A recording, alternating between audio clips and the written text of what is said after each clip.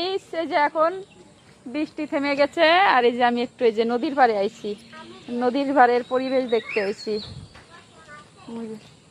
নদীর অবস্থা দেখি, এই এই হচ্ছে নদীর অবস্থা, যে পানি কোথায় চলে আইছে। নদী এখন বোঝা যাচ্ছে না, নদী আর ক্ষেত এখন সমান হয়ে গেছে। এই জন্য আমি একটু এদিকে আসলাম। ঘুরতে যাওয়ার কোথাও জায়গা নেই, কাদার ভিতরে মানুষের বাড়ি যাবো কিভাবে?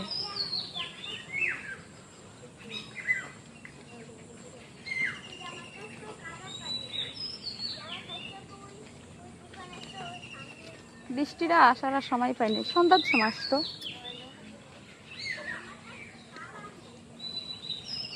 এই যে আমার কাছে এইখানেই ভালো লাগে।